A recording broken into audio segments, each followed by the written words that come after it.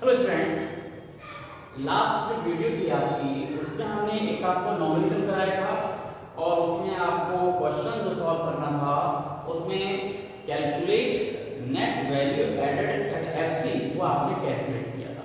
Okay, अब ये question जो है ये थोड़ा सा उससे डिफर है। इसमें जो हमारे पास क्या है, जो वैल्यूज हैं वो थोड़ी अलग वैल्यूज दी हुई हैं और उनको आइडेंटिफाई हम ना करेंगे।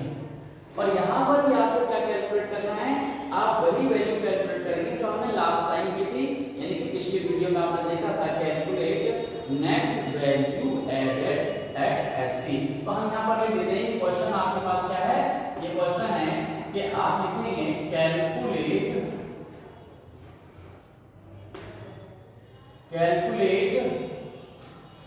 क्या है N V A at F सी।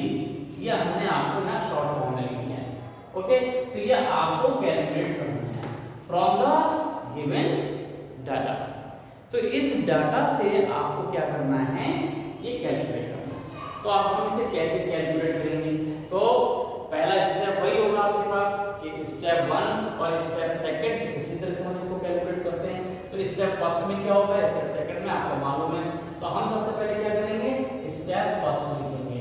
तो ये आपके पास स्टेप आपके पास फर्स्ट।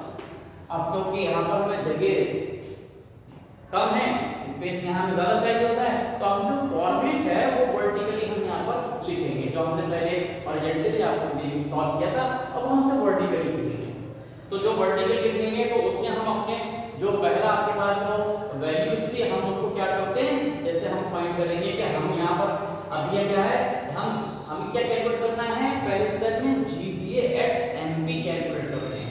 ये हमें क्या करना है, पहले स्टेप में आप क्या करते हैं, यहाँ हम लिख देते हैं कि ये आप जीवीए एट एमपी जो है फर्स्ट स्टेप में आप ये कैलकुलेट करते हैं। तो इसे कैलकुलेट करने के लिए आप क्या क्या जो फॉर्मेट में दिया हुआ है वो आप नोट करते हैं। तो सबसे पहले हम यहाँ देखते हैं कि हमारे पास क्या दिया गया है, सेल्स है या फिर डोमेस्टिक सेल्स या फिर आपके पास सेल्स टू हाउस होल्ड, क्या लिखा गया है कि what is the given information exactly.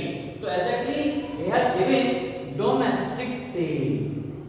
Domestic sale means ये वो सेल है जो देश के अंदर बिक रही है, मतलब देश के अंदर जो सामान बिक रहा है वो आपके पास है। तो अगर आपके पास ये डोमेस्टिक सेल दिया हुआ है कि 2000 है, तो आपको क्या करना पड़ेगा, इसे नोट करना पड़ेगा और अपने दिमाग में आपको लिखना पड़ेगा कि ये जो हमारे पास आया है डोमेस्टिक सेल है। ओके, तो हम यहाँ पर क्या करते हैं, डोमेस्टिक सेल यहाँ लिख देते हैं। अब स्पेस की थोड़ी हमारे पास कमी है, तो हम ये अपने पास जो स्टेप फर्स्ट है और ये जो जीबी है एमपी ये कैलकुलेट है, हम इसको अपने माइंड में रखेंगे कि हमारे पास क्या चीज है। ओके, तो हम इसे यहाँ से रब कर देते हैं। ओके, ये आपके पास यहाँ पर देखिए लाइक दिस। ओके, तो जो स्टेप फर्स्ट है उसमें आपको क्या करना होगा, तो ये यहाँ लिख देते हैं स्टेप जो आपके पास फर्स्ट है। तो पहला हमें क्या करना होगा, लिखना होगा डोमेस्टिक सेल। तो हमने यहाँ पर लिख दिया क्या, ये लिख दिया हमने domestic sale like this, domestic sale. ये डोमेस्टिक सेल्स आपके पास हो गई।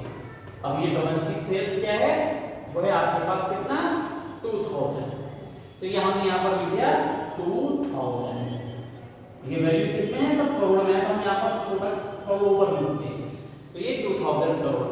देखिए हमारे पास क्या लिखा है, डोमेस्टिक सेल। अब डोमेस्टिक सेल है तो हमारे दिमाग में स्ट्राइक होना चाहिए कि डोमेस्टिक सेल है तो इसका मतलब जो एब्रॉड में बिका हुआ जो प्रोडक्ट है वो इसमें नहीं होगा। तो अगर नहीं होगा तो वो हमारे पास सिलेक्ट किया जाना चाहिए। इफ जो एक्सपोर्ट है there is in your slab then we have noted, तो हम यहाँ पर उसे नोट कर लेंगे। अब देखिए यहाँ पर जो है जब डोमेस्टिक सेल है तो हम अपने इस स्लैब को अच्छी तरह से देखते हैं कि कहीं एक्सपोर्ट दिया तो नहीं। तो ये देखिए आपके पास यहाँ दिया गया है एक्सपोर्ट। तो ये जो डोमेस्टिक आपके पास सेल है तो क्या होगा, एक्सपोर्ट मस्ट बी एडेड। तो हमारे पास 100% उसे आपको क्या करना पड़ेगा, ऐड करना पड़ेगा। तो ये आपने क्या किया, इसे ऐड कर दिया। तो ये हो गया आपके पास यहाँ पर लिखा एक्सपोर्ट। ये आपके पास आपको क्या करना पड़ेगा, एक्सपोर्ट। तो एक्सपोर्ट आपका कितना है, ये एक्सपोर्ट हो गया आपके पास 500 लाइक दिस। ओके, अब इसके बाद आपके पास तीसरा जो मोड आता है वो आता है किसका, जो ऐड करने की बात आती है। तो वो ऐड करने की हमारे पास बात आती है, वो आता है चेंज इन स्टॉक। तो क्या हमारे पास चेंज इन स्टॉक गिवन है, अगर दिया गया है तो हम नोट कर लेंगे यहाँ पर क्या है, चेंज इन स्टॉक दिया गया है। और अगर यहाँ चेंज इन स्टॉक नहीं दिया गया होगा तो जैसे हमने लास्ट टाइम निकाला था, क्लोजिंग स्टॉक में से माइनस किया था ओपनिंग स्टॉक, उसको माइनस करके हम यहाँ निकाल देंगे। लेकिन यहाँ पर क्या है, चेंज इन स्टॉक डायरेक्टली दिया गया है, तो ये चेंज इन स्टॉक आपने यहाँ पर लिख दिया। तो ये आपने यहाँ पर नोट कर दिया change in stock like this, change in stock. ये देखिए अब ये क्या होगा, ये वैल्यू क्या होगी आपको कितनी है, ये है 200। लेकिन ये तीन वैल्यू हमारे पास क्या होगी, ये ऐड होगी, क्योंकि सेल्स का मतलब है ये दोनों सेल्स हो गई और ये आपके पास क्या हो गया, चेंज इन स्टॉक हो गया। तो ये वैल्यू ऐड कर लेते हैं, तो ऐड कर लेंगे हम इसे। तो हम क्यों, क्योंकि अगला जो स्टेप आता है वो आता है माइनस परचेज। ओके, तो माइनस जो परचेज आएगा तो हम एक काम भी करते हैं, पहले इन तीन वैल्यू को ऐड करके इसके नीचे लिख देंगे, जिससे माइनस करने में ज्यादा आसानी होगी, इजी होगा। तो ये हमने यहाँ पर लाइक दिस और इसको ऐड कर दिया। तो ये कितना हो गया आपके पास, यहाँ से आपने लिखा ये 0 then 0 and then 5 to 7 and then 2, ये 2700 करोड़ यहाँ पे लिखा हुआ है ऊपर। अब हमें क्या करना है, अगला जो फॉर्मेट था, फॉर्मेट के हिसाब से डोमेस्टिक चेन में एक्सपोर्ट आपने ऐड कर दिया, आपने चेंज इन स्टॉक ऐड कर दिया। अब आपको माइनस करना है, क्या माइनस करना है, परचेज। तो अब ये आपके पास क्या होगा, परचेज, यहाँ पर आपने लिखा परचेज। तो ये देखिए आपने यहाँ पर लिख दिया परचेज। अब देखिए परचेज, ये जो हमारे पास परचेज है वो आप देखें ये कितना है हमारे पास, परचेज की जो वैल्यू है वहां पर आपके पास दी हुई है। तो देखिए यहाँ पर purchase of raw material 560 crore. Okay, अब परचेज ऑफ रॉ मटेरियल यहाँ दिया गया है, यहाँ पर ये नहीं दिया हुआ कि परचेज ये डोमेस्टिक जो आपके पास परचेज है, परचेज ऑफ रॉ मटेरियल। तो रॉ मटेरियल का मीनिंग कि इसमें सारी चीजें इंक्लूड होगी। ओके, अब यहाँ पर क्यों होगी, हम इसलिए कह रहे हैं यहाँ पर आपके पास एक जो वैल्यू दी हुई है यहाँ पर दे रखा है कि इंपोर्ट ऑफ रॉ मटेरियल, मतलब बाहर से इंपोर्ट भी करा गया है, वो भी यहाँ पर दिया गया है। तो ये जो इंपोर्ट ऑफ रॉ मटेरियल है वो हम इसमें इंक्लूड नहीं करेंगे। क्यों, क्योंकि परचेज ऑफ रॉ मटेरियल जो आपकी फर्म से परचेज किया गया है, जो बाहर से परचेज किया है, उन दोनों का समीशन होता है, उन दोनों का एडिशन होता है। तो इस तरह से हम क्या करेंगे कि जब परचेज ऑफ रॉ मटेरियल दिया है तो हम यहाँ पर जो इंपोर्ट है उसे इंक्लूड नहीं करेंगे।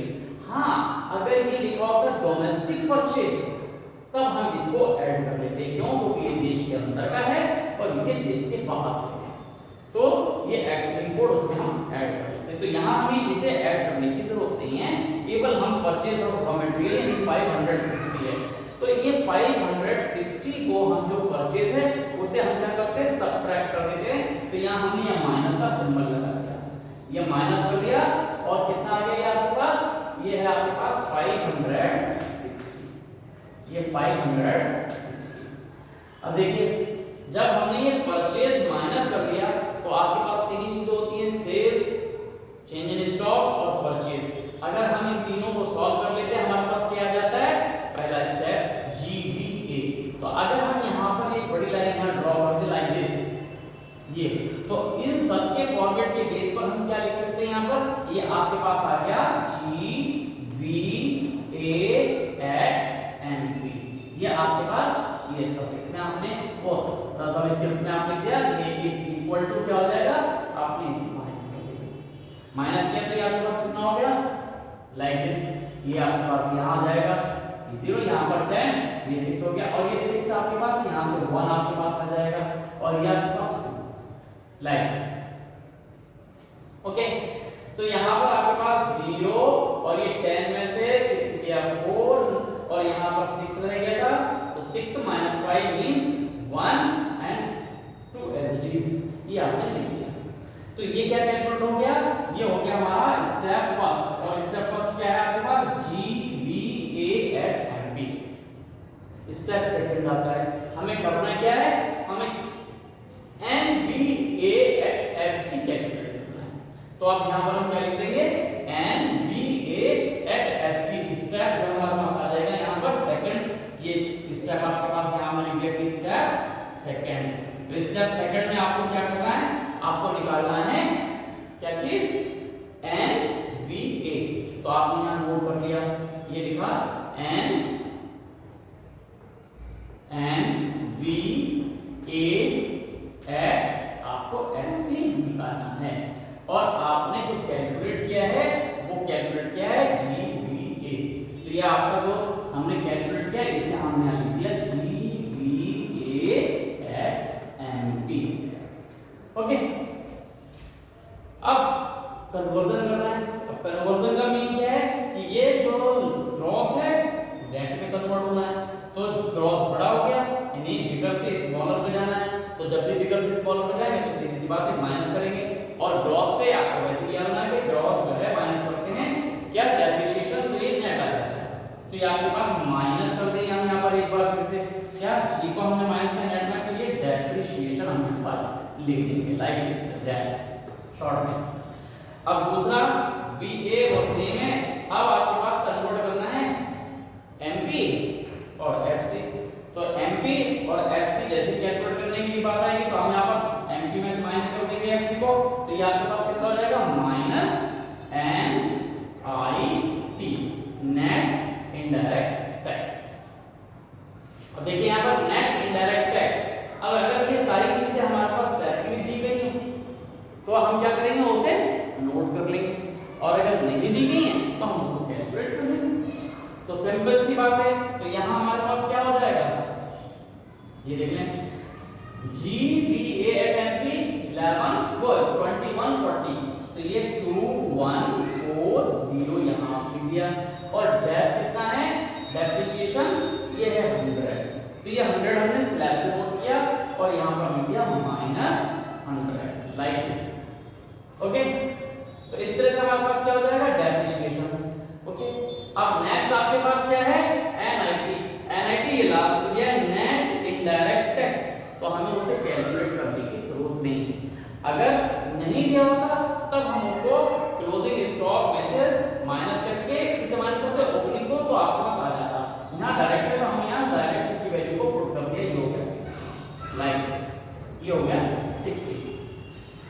अब आपने क्या करना है, सीधी सीधी सी बात है, यहाँ पर आपने ये लिखा कितना, आपको ये हो गया 2140 माइनस 100 ये और 60 ये, तो 160 ये आपने माइनस करना है। ओके, अब आपने इसको माइनस कर दीजिए। तो ये कितना हो जाएगा आपके पास, ये आप देखिए, ये आपके पास आ जाएगा कितना, लाइक इस, यहाँ से आप माइनस कीजिए, 0 0 हो गया आपके पास लाइक। और ये 6 है, यहाँ 4, तो ये 14 कर दीजिए। तो 14 में से 6 माइनस, तो 14 में 6, तो ये आपका 8 आ जाएगा लाइक दिस 8। अब यहाँ 0 है क्योंकि यहाँ से आपने बोरो ले रखा था, तो ये यहाँ से लेंगे तो 10 हो जाएगा। अब 10 में से 1 माइनस करेंगे तो यहाँ पर हो जाएगा 9 लाइक दिस। और यहाँ पर बचा 1, तो ये 1 हो गया। तो ये हो गया 1980 करोड़। तो ये आपने यहाँ पर नोट कर दिया लाइक दिस। तो ये आपके पास आ गया कि 980 करोड़ जो है वो क्या है, net value added at FC। तो इस तरह से हमारे पास ये वैल्यू निकल आई। एक बात और इसके अंदर आप दिमाग में हमेशा रखना है कि ये जो डेप्रिसिएशन है, ये जो डेप्रिसिएशन जिसको हम यहाँ डेप्रिसिएशन है, तो डेप्रिसिएशन को हमेशा डेप्रिसिएशन के नाम से नहीं देते हैं, वो इसका दूसरा नाम भी आपके पास लिख देते हैं। और जो दूसरा नाम आता है वो आप याद रखें कि जो डेप्रिसिएशन है इसका जो दूसरा नाम है वो है कंजम्पशन ऑफ फिक्स्ड कैपिटल।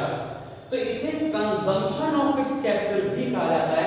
हम यहाँ पर नोट करते हैं आपके पास कि ये जो कंजम्पशन, ये जो डेप्रिसिएशन है, ये जो डेप्रिसिएशन यहाँ हम लिख देते हैं, ये आपके पास क्या है, डेप्रिसिएशन। ये डेप्रिसिएशन इसका दूसरा नाम आपका क्या है, कंजम्पशन। क्या हो जाएगा, कंजम्पशन ऑफ फिक्स कैपिटल। जो आपके पास क्या होता है, कंजम्पशन ऑफ फिक्स्ड कैपिटल। ये कंजम्पशन ऑफ फिक्स्ड कैपिटल, ये कंजम्पशन ऑफ फिक्स्ड कैपिटल। देखिए ये आपके पास आ जाएगा कंजम्पशन ऑफ फिक्स्ड कैपिटल। इस तरह से हमने यहाँ पर नोट कर दिया। तो देखिए कंजम्पशन ऑफ फिक्स्ड कैपिटल को ही हम डेप्रिसिएशन कहते हैं। क्यों, ये आपको मालूम है कि जो फिक्स कैपिटल है, जो मशीनरी है, अगर उस मशीनरी को आप क्या करें, कंज्यूम करें, ये है consumption of fix capital. Okay, ये अगर हम क्या करते हैं, किसी भी फिक्स्ड एसेट्स को यानी मशीनरी को अगर हम यूज करते हैं तो हमारे पास क्या होता है, उसमें कुछ ना कुछ क्या होता है, डिकेइंग हो जाता है, मतलब कुछ उसकी वैल्यू कम हो जाती है। हमने वो वैल्यू यूज करनी, तो वो जो वैल्यू यूज करी कितनी की, वही वैल्यू जो है वो डेप्रिसिएशन हो जाती है। तो इसको आप कह सकते हैं कि जो कंजम्पशन है, कंजम्पशन का मतलब यही होता है कि हम यूज कर रहे हैं किसी भी चीज को, तो किसी भी चीज को जब यूज करेंगे तो वो क्या हो जाएगा, डेप्रिसिएशन हो जाएगा। इसलिए हम डेप्रिसिएशन हो या कंजम्पशन ऑफ फिक्स कैपिटल हो, इन दोनों को क्या करते हैं, मतलब अच्छी तरह से देख लेते हैं कि अगर डेप्रिसिएशन नहीं दिया है तो कंजम्पशन ऑफ फिक्स कैपिटल दिया होता है। ओके, तो ये सारी चीजें आपके पास हमेशा देखना होता है।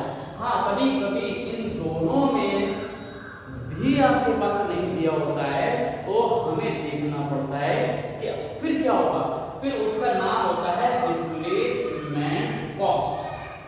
रिप्लेसमेंट कॉस्ट का मतलब है कि जो घिसावट हुई है उसको दूर करने के लिए क्या करते हैं, आप उसके अंदर रिप्लेस करते हैं। तो रिप्लेस करते हैं तो पूरी कभी पूरी या किसी की लाइफ ईयर में आपके पास मान लीजिए कि वो 10 साल चलने वाली है कोई भी आर्टिकल, कोई भी मशीन, तो 10 साल बाद उसको रिप्लेस करेंगे, तो वो सारा डेप्रिसिएशन में आएगा। तो सीधी सी बात होती है कि हम यहाँ पर डेप्रिसिएशन हो या कंजम्पशन ऑफ फिक्स्ड कैपिटल हो या फिर आपके पास रिप्लेसमेंट कॉस्ट हो, अगर इन तीनों में से कोई भी दिया जाए तो आप वो तीनों का सेंस सेम है। ओके, तो मोस्टली आपके पास डेप्रिसिएशन और कंजम्पशन ऑफ फिक्स्ड कैपिटल दिया जाता है, रिप्लेसमेंट कॉस्ट जो है वो रेयर केस में दी जाती है, तो वो आपके पास नहीं देखने को मिलती है। लेकिन कभी अगर रिप्लेसमेंट कॉस्ट दे दी गई हो स्लैब में तो वो आप डेप्रिसिएशन की ट्रीट करेंगे। ओके, तो इस तरह से आपके पास ये कैलकुलेशन कंप्लीट हो जाती है। तो यहाँ आपको ये समझ में आ गया डेप्रिसिएशन का और कंजम्पशन ऑफ फिक्स्ड कैपिटल का जो मतलब जो कॉन्सेप्ट है वो भी आपको समझ में आ गया।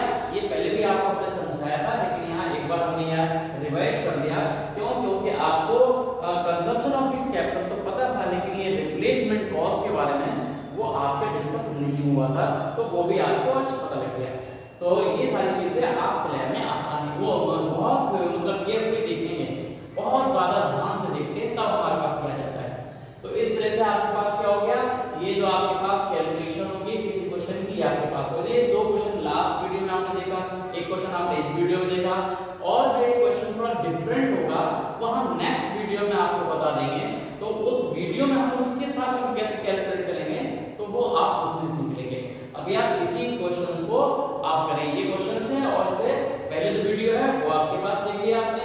तो इन दोनों वीडियो के बेस पर आपको हम कुछ क्वेश्चंस भेजेंगे, उन क्वेश्चंस को आपको क्या करना होगा, सॉल्व करना होगा, और उन क्वेश्चंस को सॉल्व करके आप क्या करेंगे, हमारे पास भेजेंगे। उनके अलावा भी हम असाइनमेंट आपको भेजेंगे और वो असाइनमेंट आपको नोट करना है एज ए होम असाइनमेंट, आपको फेयर कॉपी में होगा। वो अगर आप चाहें तो अपनी जो एक्सरसाइज बुक हैं जो आपको हमने दी गई है, जो आपको प्रेस्क्राइब की गई है, उस बुक के जो पीछे आपके पास अनसॉल्व्ड क्वेश्चंस है आप वो कर सकते हैं, या फिर हम और आपको होम असाइनमेंट में अलग से और क्वेश्चंस देंगे जो आप इसके अंदर करेंगे। ओके, तो इस तरह से आपको ये ध्यान रखना है कि क्वेश्चंस जो दिए गए हैं एक अटेंडेंस के लिए दी जाएंगे, तो क्वेश्चंस वो आपको सॉल्व करके 100% भेजना ही भेजना है। ओके, और होम असाइनमेंट होगा वो फेयर कॉपी में नोट करना होगा, वो नोट्स की फॉर्म में भी होगा, नोटिकल की फॉर्म में भी होगा, जिस फॉर्म में होगा वो आप उसे नोट करेंगे। ओके।